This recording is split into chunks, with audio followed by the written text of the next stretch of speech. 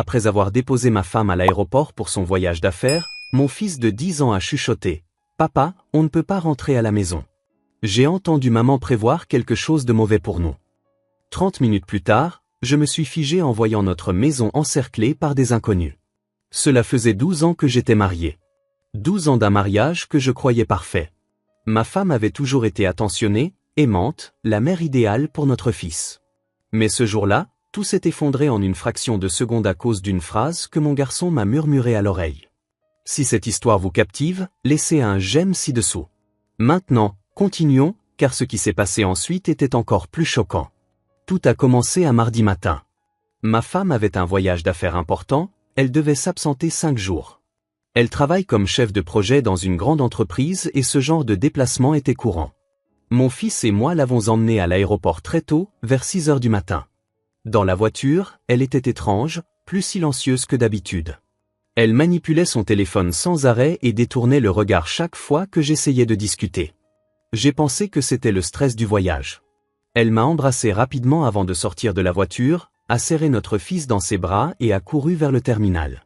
Sur le chemin du retour, mon fils était silencieux sur la banquette arrière. Il a toujours été un garçon observateur, plus mûr que son âge. J'ai regardé dans le rétroviseur et j'ai vu qu'il avait une expression grave, presque effrayée. « Ça va, champion ?» ai-je demandé. Il n'a pas répondu tout de suite. C'est là qu'il s'est penché en avant, entre les sièges, et a chuchoté tout bas à mon oreille. « Papa, on ne peut pas rentrer à la maison. » Mon cœur s'est emballé. « Comment ça, fils ? Pourquoi ?» Il a regardé autour de lui comme s'il avait peur que quelqu'un écoute, même si nous étions seuls dans la voiture. Hier soir, je me suis réveillé pour boire de l'eau. Maman était dans le bureau au téléphone. Elle ne m'a pas vu. Je l'ai entendu dire que dès qu'elle partirait pour l'aéroport, des hommes entreraient dans la maison. Elle a dit qu'on ne serait plus là quand elle reviendrait. J'ai senti mon sang se glacer. J'ai arrêté la voiture sur le bas-côté. Mon esprit tournait à toute vitesse. Mon fils devait se tromper. Ma femme ne ferait jamais une chose pareille. Mais en regardant son petit visage, j'ai vu qu'il était terrifié. Il n'inventait rien. « Fils, tu es absolument sûr de ce que tu as entendu ?» Il a hoché la tête affirmativement, les yeux pleins de larmes. Elle a dit qu'elle avait engagé des hommes, elle a dit qu'ils allaient régler le problème une fois pour toutes. « Papa, j'ai peur. » J'ai serré mon fils contre moi. Mon esprit était un chaos. Que devais-je faire ? Rentrer chez moi ? Appeler la police ? Et si c'était un malentendu ? J'ai décidé que je ne pouvais pas prendre de risques. Même s'il n'y avait que 10% de chance que ce soit vrai, je n'allais pas mettre mon fils en danger. J'ai pris mon téléphone et j'ai appelé mon frère. J'ai besoin d'un service urgent. Ne pose pas de questions maintenant. Je peux venir chez toi aujourd'hui ? Il a senti le désespoir dans ma voix et a accepté sur le champ. Mais avant d'aller chez mon frère, je devais savoir si c'était réel. J'ai fait demi-tour et je suis retourné vers notre quartier, mais je me suis arrêté 2 rues avant. J'ai garé la voiture dans un endroit discret. « Fils, je veux que tu restes ici, porte verrouillée. Je vais juste jeter un coup d'œil de loin, d'accord ? » J'ai marché jusqu'au coin d'où l'on pouvait voir ma maison. Il était presque 8 heures du matin. Ce que j'ai vu m'a fait trembler des pieds à la tête. Une camionnette noire était garée juste devant chez moi. 2 hommes costauds, vêtus de sombre, se tenaient sur le trottoir, regardant de tous les côtés. Mon fils avait raison. Ma femme avait vraiment planifié quelque chose. Mais pourquoi ? Que avais-je fait ? Nous étions heureux, non ? Ou du moins, je le croyais. J'ai couru vers la voiture, je suis monté et j'ai serré mon fils dans mes bras. Tu nous as sauvé la vie, champion. Tu as été très courageux. Il a commencé à pleurer sur mon épaule. Nous sommes allés directement chez mon frère. En chemin, j'ai appelé mon meilleur ami, qui est avocat. Je lui ai tout raconté. Il était sous le choc. Mec, tu dois signaler ça. Mais d'abord, il te faut des preuves. La parole de ton fils ne suffira peut-être pas. Elle pourrait prétendre qu'il a inventé ou mal compris. Il avait raison. J'avais besoin de preuves concrètes. Mais comment les obtenir ? C'est alors que je me suis souvenu. Nous avions des caméras de sécurité à la maison. Elles enregistraient directement sur le cloud. J'ai pris mon ordinateur portable et j'ai accédé au système. Ma main tremblait en tapant le mot de passe. Que allais-je y trouver ? J'ai reculé l'enregistrement à 7h30, juste après notre départ supposé. Pendant 15 minutes, rien ne s'est passé. Puis, À 7h45, la camionnette noire est apparue. 3 hommes en sont descendus. L'un d'eux avait une mallette à la main. Ils ont regardé autour d'eux et sont allés directement à la porte d'entrée. L'un d'eux a sorti quelque chose de sa poche. On aurait dit une clé. Mon Dieu! Ils avaient la clé de ma maison. Ils sont entrés comme s'ils étaient les propriétaires des lieux. Je suis resté là, paralysé, à regarder ces hommes marcher dans mon salon. Ils ont commencé à chercher quelque chose. Ils ouvraient les tiroirs, les placards, fouillaient tout. Après une demi-heure à l'intérieur, ils sont sortis. Mais avant de partir, l'un d'eux a répondu au téléphone juste devant la caméra du Porsche. J'ai monté le volume au maximum. Il n'y a personne ici. Ils ont disparu. Appelle-la et préviens-la. J'ai senti un frisson me parcourir l'échine. Appelle-la. Ma femme. Le premier chapitre de ce cauchemar venait de se clore avec une certitude absolue. Ma femme avait planifié quelque chose contre moi et mon fils. Mais quoi exactement? Qui étaient ces hommes? Et surtout, pourquoi ferait-elle ça? J'avais besoin de plus de réponses avant d'agir. Je suis resté chez mon frère avec mon fils. Il était secoué, mais essayait d'être fort. Je lui ai expliqué que nous allions rester là quelques jours jusqu'à ce que je règle tout. Mon frère m'a offert tout son soutien. Il n'arrivait même pas à croire ce qui se passait. Mais Marina a toujours semblé si dévouée à sa famille. Cela m'a fait réfléchir, avais-je été aveugle? J'ai commencé à fouiller ma mémoire à la recherche de signes. Ces 6 derniers mois, elle était effectivement différente, plus distante, sortait plus souvent seule.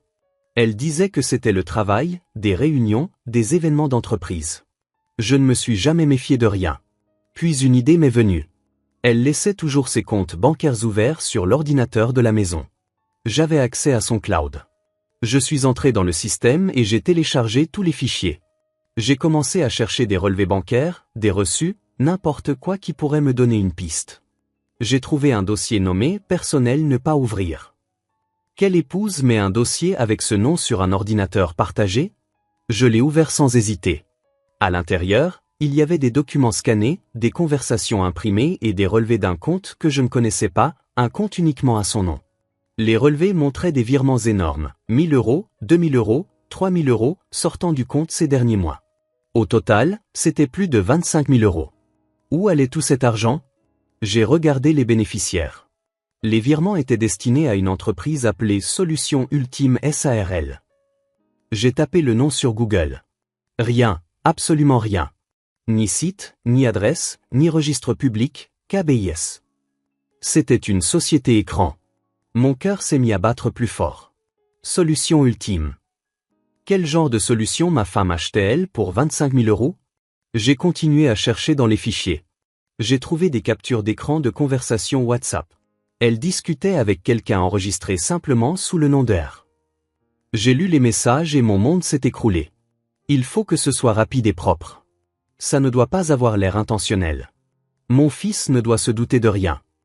La réponse de R, tranquille, mon amour. J'ai déjà fait ça. Ça ressemblera à un accident. Dans une semaine, tu seras libre et on pourra enfin être ensemble. L'argent de son assurance vie nous suffira pour commencer notre nouvelle vie. Je n'arrivais plus à respirer. Ma femme ne voulait pas seulement m'éliminer, elle avait un amant, quelqu'un qui était apparemment responsable de l'embauche de ces hommes. Et elle avait souscrit une assurance vie sur ma tête dont j'ignorais l'existence. J'ai continué à lire. Plus je lisais, plus j'avais la nausée. Il planifiait cela depuis des mois. J'ai trouvé d'autres captures.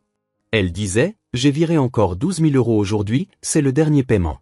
Tu m'as garanti qu'on ne pourra pas remonter jusqu'à nous? La réponse, garantie. Les gars sont des pros. Et une fois que ce sera fait, je serai à l'autre bout du pays avec un alibi. Il y avait même des photos. Elle et un homme que je n'avais jamais vu, enlacés, s'embrassant dans des restaurants chers, dans des hôtels. Comment ai-je pu être aussi aveugle? Tous ces voyages d'affaires, ces réunions qui finissaient tard. Elle construisait une vie parallèle tout en planifiant de mettre fin à la mienne.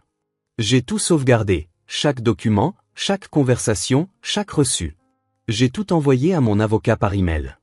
Il m'a rappelé 5 minutes plus tard. C'est une tentative d'assassinat avec préméditation. Tu dois aller à la police maintenant. Pas demain, pas plus tard. Maintenant.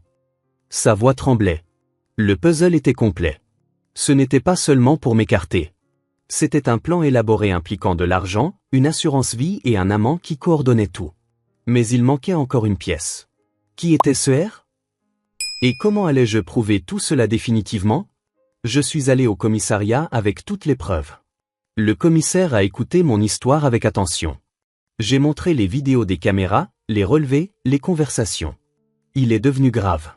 C'est grave. Très grave. Nous allons ouvrir une enquête immédiatement. Mais je dois vous faire comprendre une chose. Tant que nous n'aurons pas arrêté ces personnes, vous et votre fils êtes en danger. Il m'a proposé une protection policière, mais j'ai refusé. J'avais un meilleur plan. Mon avocat a suggéré. Et si on retournait la situation? Laissons-la croire que le plan a fonctionné. Quand elle rentrera, on lui réserve une surprise. Le commissaire a accepté. Ça peut marcher. Nous allons la prendre, elle et son complice, en flagrant délit. Nous avons monté une opération. Mon fils et moi allions rester cachés. Quand ma femme reviendrait de voyage, la police et l'avocat l'attendraient à l'intérieur de la maison. L'idée était de la faire avouer, croyant qu'elle avait réussi, d'enregistrer les aveux et d'arrêter tout le monde. Les 5 jours suivants ont été les plus longs de ma vie. Ma femme m'a appelé 3 fois. Je n'ai pas répondu. J'ai envoyé un message disant que je n'avais plus de batterie et que j'utilisais le portable de mon frère pour dépanner. Elle a répondu normalement, demandant comment allait notre fils, disant que nous lui manquions. Quelle actrice incroyable. Finalement, le jour est arrivé. Vendredi. Son vol atterrissait à 18h. À 15h, mon avocat, le commissaire et 2 policiers en civil étions à l'intérieur de ma maison. Nous avions installé des micros cachés dans le salon, des caméras supplémentaires. Tout devait être enregistré parfaitement. À 19h, nous avons entendu le bruit de la clé dans la serrure. Elle est entrée, a laissé sa valise dans le salon et a regardé autour d'elle. Elle a pris son téléphone et a appelé quelqu'un. « Salut mon amour. Je suis arrivé. La maison est bien vide. Je crois que ça a marché. » Elle souriait. Elle souriait. Mon estomac s'est retourné. La voix de l'autre côté, sur haut-parleur, « Je t'avais dit que ça marcherait. Maintenant, il faut juste attendre que la poussière retombe. D'ici quelques jours, on déclare la disparition, puis l'accident. Et dans quelques mois, tu touches l'assurance. Où es-tu? Je suis fou d'impatience. » Elle a ri. « Calme-toi. Je vais prendre une douche et je viens te retrouver. » C'est à ce moment-là que je suis sorti du bureau. Elle m'a vu et le sang a quitté son visage. Elle est devenue blanche comme un linge.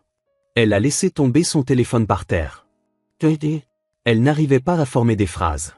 Derrière moi, le commissaire et les policiers ont surgi.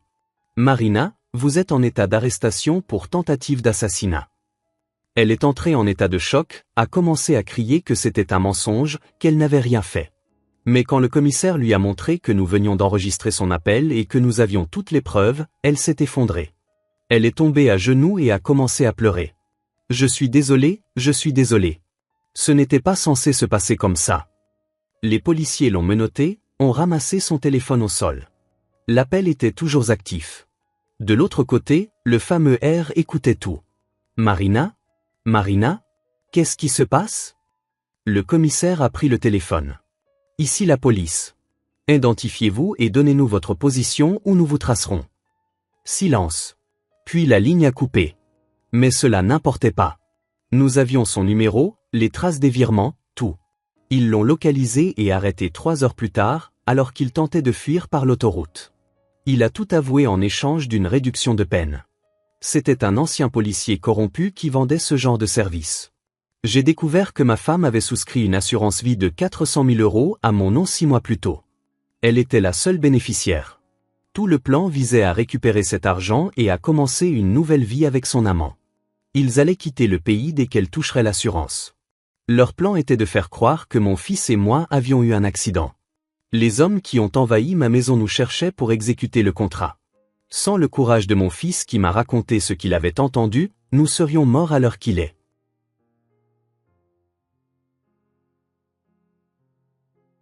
Ma femme a été condamnée à 22 ans de réclusion criminelle.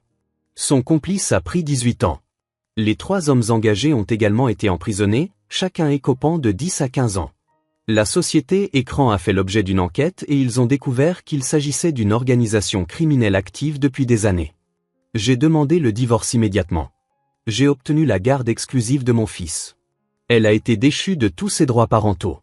Le juge a été très clair, une mère qui planifie d'ôter la vie à son propre enfant ne mérite aucun droit de visite. Mon garçon n'a plus voulu la voir. C'était sa décision et je l'ai respectée. Aujourd'hui, 3 ans plus tard, mon fils et moi reconstruisons nos vies. Nous avons changé de ville pour repartir à zéro. Il suit une thérapie et va beaucoup mieux. Il fait parfois des cauchemars, mais il apprend à gérer. Je suis aussi une thérapie. Faire confiance à quelqu'un à nouveau est difficile après une telle épreuve, mais la vie continue. J'ai appris que parfois, les personnes qui dorment à nos côtés sont les plus grands étrangers. J'ai appris qu'un mariage parfait peut n'être qu'une façade. Mais surtout, j'ai appris que l'intuition d'un enfant peut littéralement sauver des vies. Si je n'avais pas cru mon fils ce jour-là, cette histoire aurait eu une fin très différente. Si vous êtes arrivé jusque-là, merci beaucoup d'avoir écouté mon histoire. Laissez un j'aime ci-dessous si vous avez apprécié et dites-moi dans les commentaires depuis quel endroit vous regardez cette vidéo.